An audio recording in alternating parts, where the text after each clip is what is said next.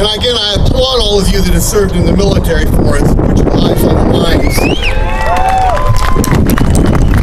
Brave American soldiers have died face down in the mud to preserve our right to keep and bear arms for the last 230 years.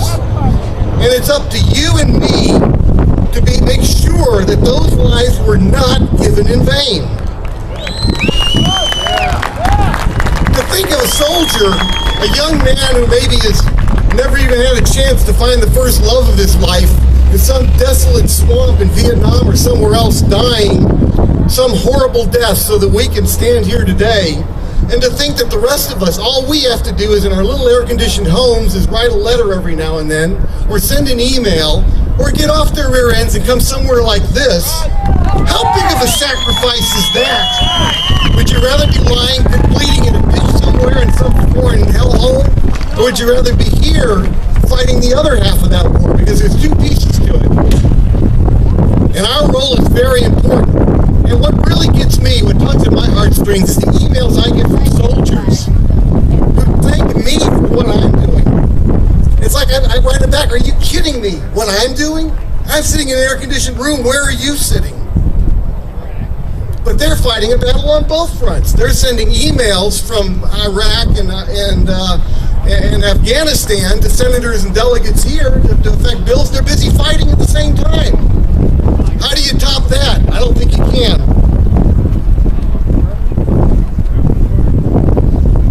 Well, Congress has been moving in the right direction for gun rights recently by removing infringements on our right to carry in national parks. Oh, by the way, I love that one. That was a beautiful one. The VCDL started a petition for rulemaking going 3 or 4 years ago, and we finally got that with the help of a bunch of other gun organizations, so that the National Park Service changed their regulation to let us carry in parks. They stripped out the open carry option that we put in and left only concealed carry if you could carry in a park in the state, and they made that regulation a year ago. Well, the anti-gunners couldn't stand it, so what did they do? They basically went to court and got that law or the regulation overturned because they didn't do an environmental impact. What is the environmental impact of carrying a concealed gun? I'm not sure what that is. But it blew up in their face. By doing that, Congress turned around and passed a much better bill. Now we can open and conceal carry if the state allows it. I would love to have seen Paul Hemke's face when that happened to him. The whole thing just blew right up in their face. It was beautiful. And but while Congress has been moving in that direction, restoring the rights to carry in national parks, as well as on trains in your checked luggage, which you can't do right now, well, that's coming along. There are some things on the horizon that are very troubling. For example, presidential appointees that are well known to hate guns in the hands of everyday citizens. A possible UN treaty on small arms. And there's been a recent push to close the non-existent gun show loophole. Let me say this clearly. Closing the non-existent gun show loophole is not about reducing crime. It's about control. Does that sound familiar? You say, well, what do you mean control? Well, let's put it this way. The anti-freedom crowd hates gun shows, and they hate them for several reasons. One, gun shows are one of the last places in America where full-blown freedom can be seen in action. People buying and selling guns and ammunition, talking about liberty and spreading the truth about guns and gun rights, signing petitions in large groups. VCDL can get 5,000 postcards in a single gun show heading off to a governor if we want to do that. And we're doing that in one of the safest environments in the country. Imagine some idiot trying to hold up a gun show. Charles Darwin would have gotten a kick out of that one.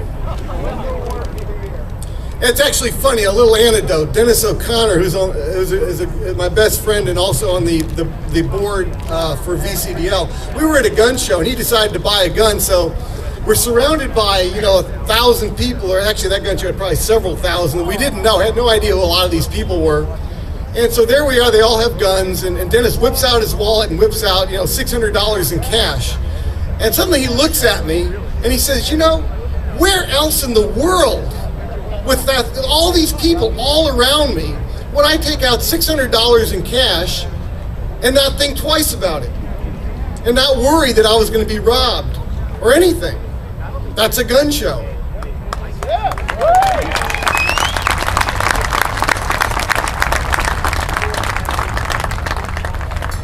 A gun show is a place, if you back into somebody, everybody says, excuse me, even if you didn't get backed into. But the other thing about gun shows, besides what we do there, all the wonderful things that we do, is that the antis have nothing like it. They have nowhere where they can go and get together and do what we do, talk freedom and liberty. Well, they don't know what that is, but if they did, they could talk freedom and liberty somewhere if they could find a place to do it. But they don't have anything like that, and they know what it does for us. It organizes us, it coordinates us, it allows us to buy guns less expensively because of the competition. So they desperately want to shut us up and shut our freedoms down. I say to the Congress, follow the Constitution. Continue removing the infringements on the Second Amendment. Do not play politics with our rights. There is no gun show loophole, so don't treat the citizens of this great country as fools by trying to pass off destroying gun shows as something good for America.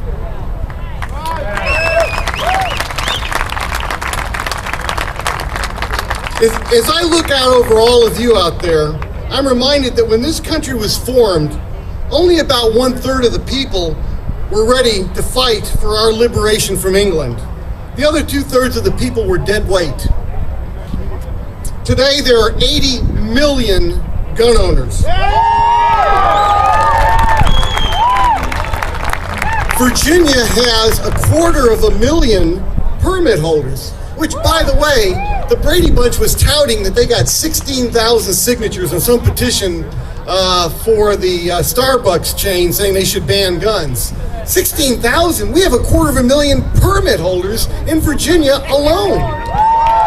Starbucks is sitting there going, yeah, that's a big number, 16,000, we're impressed. But the sad part of that is, with 80 million gun owners, we have a few thousand here. I know it's a work week. What is your freedom worth to you? I don't know. Everything. It's everything to me too. I know it's everything to you guys. You're here. We have 250,000 permit holders in Virginia. We have 5,000 members. Sounds like a lot of people, and it is. It's a very large group. But we should have 250,000 members at least as permit holders. Sadly, only a fraction of those gun owners are willing to get off their duffs and really do something like this. Well, so be it. Those of us who are fighting the good fight will do so for the good of all Americans, whether they're here today or not.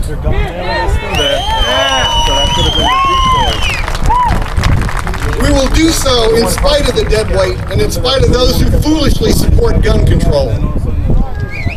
And I've even seen gun owners or supposed gun owners quoted saying, well, yeah, I think you should have guns, but.